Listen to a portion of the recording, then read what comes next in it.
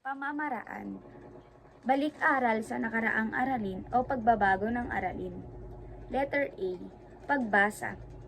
Balik-aral at panimula sa bagong aralin. Magandang araw sa inyong lahat mga anak. Bago tayo tumungo sa panibagong aralin, balikan muna natin ang tinalakay noong nakaraang linggo. Naaalala nyo pa ba kung ano ang tinalakay natin? Ito ay patungkol sa mga sanhi at bunga ng polusyon. Tinalakay natin ang polusyon ay anumang maruming elemento na ang ating kapaligiran na maaaring makasama sa kalusugan ng tao at kalikasan.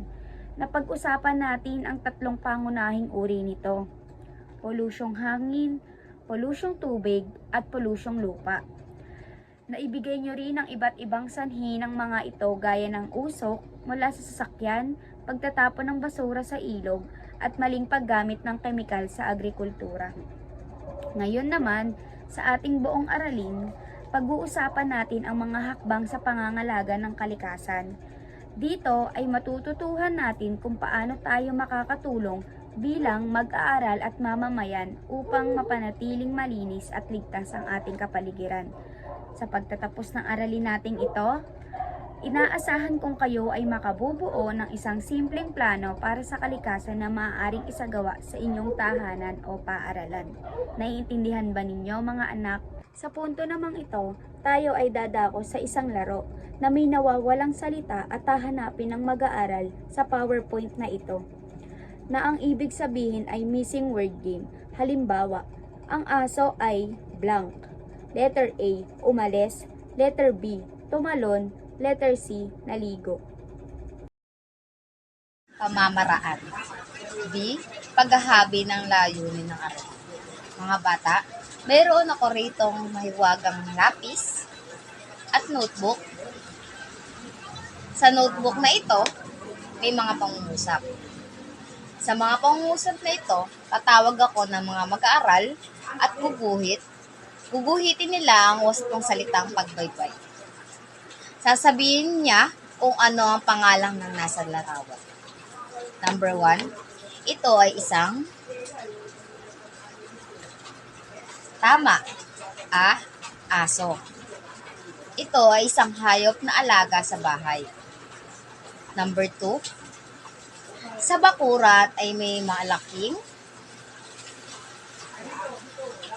magaling o puno.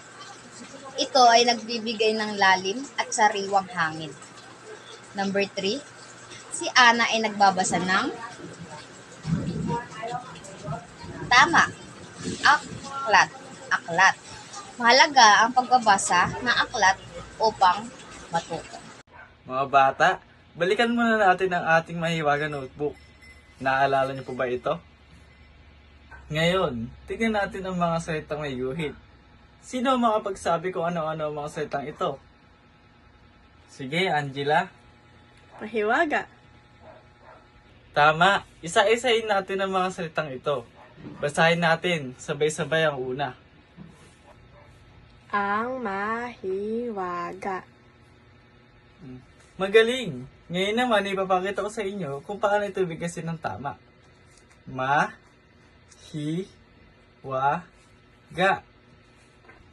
Ngayon, sino sa inyo ang gusto magbasa ng salita sa harap? Yes, Angela? Dalubhasang paligpit ito ng lungsod ng Baliwag. Napakahusay! Palakpakan natin si Angela. Ngayon ay dumako tayo sa ating pagtalakay. So may babasahin ako sa inyong tula at nais kong pakinggan ninyo ako ng mabuti at obserbahan ninyo kung paano ko ito binabasa ng may wastong intonasyon at ekspresyon ang bawat salita at mga pangungusap dahil mamaya kayo naman ang magbabasa nito. So maliwanag ba? So ito ang tula na may pinamagatang talento ni Lumen A. Villegas. Mapagbigay ang Diyos, binigyan niya tayo ng talento at kakayahan upang gamitin ito at ikasaya ng lahat. Iba't iba ang talentong ipinagkaloob sa atin. Si June ay magaling umawit, habang si Glassy naman ay magaling sumayaw. Samantala, si Rachel ay magaling mangluto, habang si Rolly ay magaling sa pagsasaayos ng mga bagay. Ang iba naman sa atin ay magaling magpinta, sumulat at gumawa ng kakaibang disenyo sa hardin. Iba't iba man ang talentong ipinagkaloob sa atin, ito ay gamitin natin sa mabuti at makabuluhang paraan.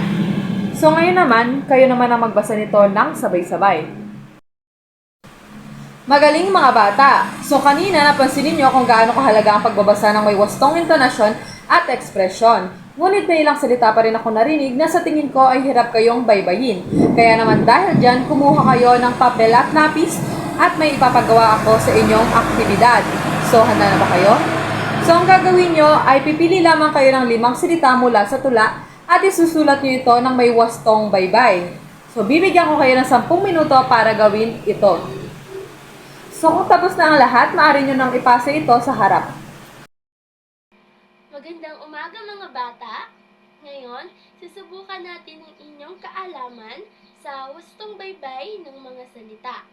Basahin natin ng mabuti ang mga sumusunod na pangkat na salita. Siyempre, bago yon, basahin muna natin yung panuto. So, yung panuto, para sa bawat bilang, piliin ang salita na may tamang baybay. Uulitin ko, para sa bawat bilang, piliin ang salita na may tamang baybay. At yung sagot nyo ay isusulat nyo sa malinis na papel. So, handa na ba kayo? Okay, so simulan na natin. So, para sa number 1, meron tayong letter A, Miyerkules, letter B, Merkules, letter C, Miyerkulis. Uulitin ko, piliin ang salita na may tamang baybay.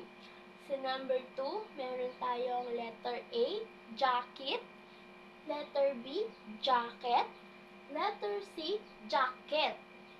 At sa number 3, meron naman tayong letter A, Disyembre, sa letter B, Disembre, sa letter C, Desyembre. At sa number 4, meron tayong likido, letter A, likido, sa letter B, likido, sa letter C, lekido. At para naman sa number 5,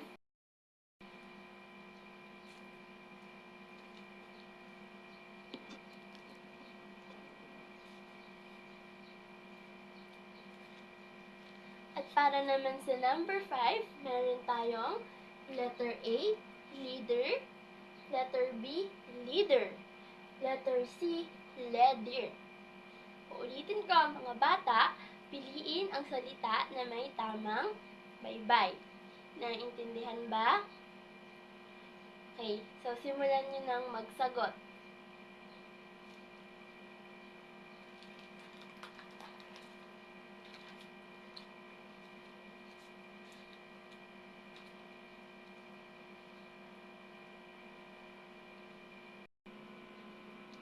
Tapos na ba magsagot ang lahat?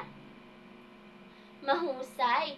Ngayon, tignan na natin kung tama ang inyong mga sagot. So, para sa number 1, ang tamang sagot ay Miyerkules. Uulitin ko, ang tamang sagot sa number 1, ang merong salita na may tamang baybay ay letter A, Miyerkules. At para naman sa number 2, ang salita na may tamang baybay ay letter B, jacket. At para naman sa number 3, ang letter na tamang sagot na merong tamang baybay ay letter A, Disyembre. Nakukuha ba yon? At para naman sa number 4, ang tamang letter na may tamang baybay ay letter B, likido. At para naman sa panghuling number,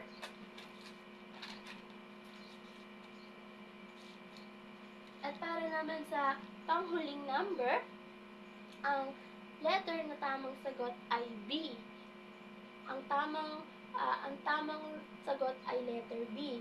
Ito ay leader.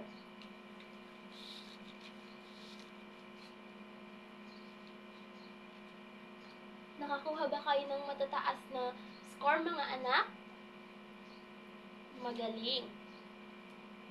Ayan mga bata, Ngayon, tapos na tayo sa talakayan, sa activity natin.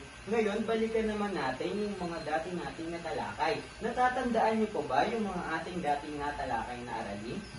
Opo, teacher. Bakit parang hindi? Maaari bang ulitin? Opo, teacher. Ayan. Maaari po bang banggitin kung ano yung natalakay natin ng nakaraang araw? Mr. Dan? Pagbasa po, teacher. Ayan, magaling. Bigyan ng isang palakpak. Parang mahina, isang palakpak. Ayan. Ngayon, pumunta na tayo sa ating gawain. Meron akong hinandang 5 katanungan na sobrang dali na kaya niyong sagutan dahil alam ko namang nag-review kayo at nakinig kayo sa aking talakayan nung nakaraang araw. Handa na ba kayo? Opo. Handa na ba kayo? Opo, teacher. Ayan. Ngayon, ang tanong, ako ay marunong magbasa. Tama kaya yung sagot? Tama. Ang tamang sagot ay magbasa. Ngayon, sumunod na tanong, si Ana ay blank ng libro. A. Kumakain. B. Naliligo. C. Nagbabasa. Sino ang gustong sumagot? Yes? Nagbabasa. Nagbabasa. Tama. Mahusay. Ngayon, sumunod tayo sa pangatlong katanungan. Mahalaga ang blank araw-araw. A. Pagtakbo. B. Pagbasa. C. Pagligo. May gusto bang sumagot? Pagbasa. Mahusay, napakagaling, halatang natatandaan pa yung mga huling talakayan. Ngayon, para sa huli, ang blank ay susi sa kaalaman. A. Pag-inom.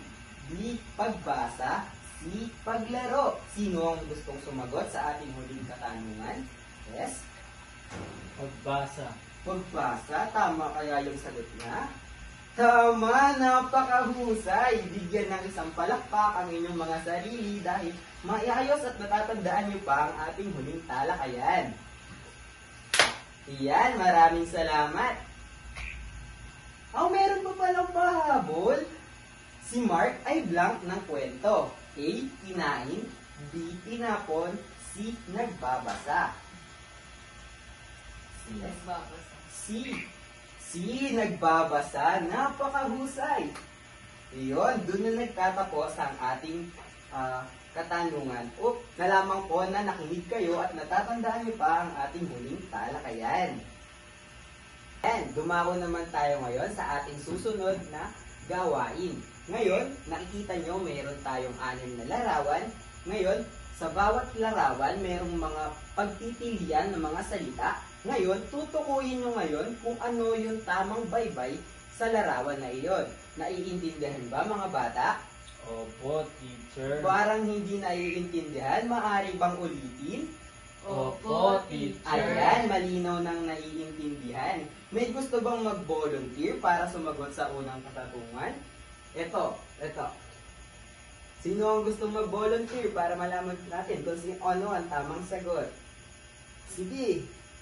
Tumayo at bilugan ang salitang sa tingin mo ay tama. Opo, teacher. Ano ang basa salitang iyan? Baka.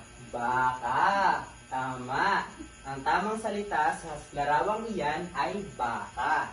Ngayon, sa larawang pangalawa, sino ang gustong sumagot? Sige. Maaaring bilugan ang tama. Ano? Maaari bang sabihin mo kung ano ang salitang binilugan mo? Lobo po, teacher. Lobo. Ayan, napakahusay. Ngayon, sa pangatlong larawan, sino ang gustong sumagot? Ayan, sige, napaka-competitive ng aking mga mag-aral. Ito po, teacher. Alin dyan, maaari mo bang banggitin kung ano ang salitang iyon? Damo po. Damo. Damo. Ayan, napakahusay. Ngayon, sa pang-apat na larawan, sino ang gustong sumagot? Yes? Maaari mo bang banggitin kung ano ang salitang iyong binulugan? Kubo po, teacher. Kubo, napakahusay ng aking mga mag-aaral. Ngayon, dumako naman tayo sa pangalawa sa huling larawan. May gusto bang sumagot? Ayan, sige, tumayo ng may pagmamalaki. Yan. Ito po. Ayan, at banggitin kung anong larawan, kung ano ang salita yung binilugan. Mata po, teacher. Mata, napakahusay. Ngayon, para sa huling larawan, maaari bang kung sino ang gustong sumagot? Ayan, napaka-competitive ng aking mag-aaral. Sige, tumayo ka at bilugan kung ano ang sa tingin na tamang sagot. Ano ang iyong binilugan? Bola. Bola, ayun, napakahusay. Napakahusay lahat ng aking mga estudyante. Bigyan ng isang palakpak ang inyong mga sarili. Iyan, napakahusay. At dyan nagtatapos ang unang activity natin. Ayan mga bata, sabik na ba kayo sa susunod nating gawain? Opo, teacher. Ayan, ngayon meron akong isang mahiwagang papel na naglalaman ng mga salita at putol yung mga salita na to at dudugtungan nyo kung ano yung tamang sagot. Ngayon, ako din ay merong mahiwagang lapis na gagamitin nyo para sagutan dito sa mahiwagang papel. Ayan, excuse me. Naiintindihan ba ng malinaw, mga bata? Opo, teacher. Maaari bang ulitin? Opo, teacher. Ayan. Ngayon, babanggitin ko ang salita at kung yung sagot, ay yung mali pala, kung ano yung pagpipilian. Ngayon, pupunta kayo sa harapan at bibilugan yung napili nyong sagot. At babanggitin kung ano yung napili nyong sagot. Malinaw? Opo, Ayan, teacher. ngayon simulan na natin. Ako ay kumain sa blank. Plato, baso. Sino ang gustong sumagot? Sige.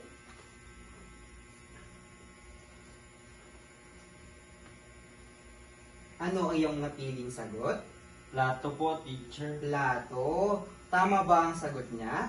Opo, teacher. Tama, mahusay. Ang salitang ito, ang kasama ay ako ay kumain sa plato. Umako na tayo sa pangalawa. Uminom ako ng tubig sa blank. Baso, kutsara. Sino ang gustong sumagot? Ano ang iyong napiling sagot? Baso po, teacher. Baso, mahusay. Uminom ako ng tubig sa baso. Number 3, nagsusulat ako gamit ang blank, lapis, tinidor. Ano kaya ang tamang sagot?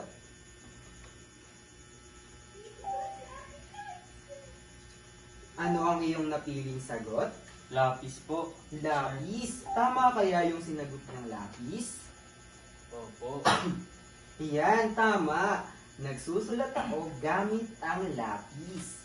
Number 4, kumain ako ng sopas gamit ang blank, kutsara, papel. Ano kaya ang tamang sagot?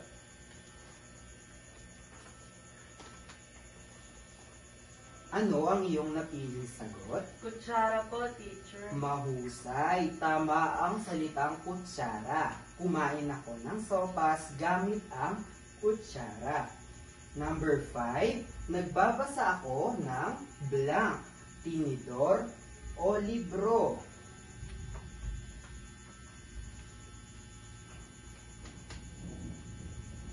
Ayan, ano ang iyong napiling sagot? Libro. Libro. Tama ang kanyang naging sagot. Napakahusay. Maging masaya kayo kasi wala kayong naging mali sa lahat ng katanungan. Bigyan ng isang palakpak ang inyong mga sarili. Ayan. At dyan nagtatapos ang ating isa pang gawain. Ngayon, paano natin masasabi kung tama ang bigkas o baybay ng pagkain ito? Tama. Masasabi natin tama ang bigkas kung ito ay malinaw, wasto ang tunog ng bawat pantig. At tama ang baybay kung ang mga titik o letra na ginagamit natin ay nasa tamang ayos ayon sa alpabeto. Kaya sa tuwing magsusulat o magsasalita tayo, mahalagang alam natin kung paano ito bigkasin at baybayin. Mga bata, meron ba sa inyo na may dalang ganitong pagkain sa inyong baon? Paglalahat ng aralin. Tandaan, ang bawat salita ay may tamang baybay. Kapag tayo ay nagbabasa at nagsusulat, mahalaga na tama ang pagbabaybay ng mga salita. Mahalaga na basahin ng mabuti ang salita, alamin ng tamang baybay ng mga ito at isulat ang mga salitang may tamang baybay. Okay class, since tapos na tayo sa discussion, tayo magkakaroon ng maikling tayahin. So, maglalabas kayo ng 1/4 sheet of paper at sasagutan niyo itong ating tayahin. So, ano yung tayahin natin? Piliin ang tamang baybay ng bawat salita mula sa mga pagpipilian at isulat ito sapat lang. Okay. Hold up ko na lang to, tapos sasagutan nyo. Okay? You may start now. Okay, finish or not finish, we're gonna check our tayahin.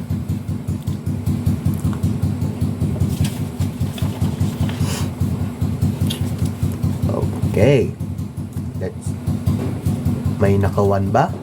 May naka-2 ba? May naka-perfect ba? Very good. Walang bagsak. So, before we end our day, let's have a takdang aralin. So, yan. Takdang aralin natin ay isulat ang tamang baybay ng mga sumusunod na salita. I-hold ko na lang to and isulat nyo sa notebook nyo to. Okay?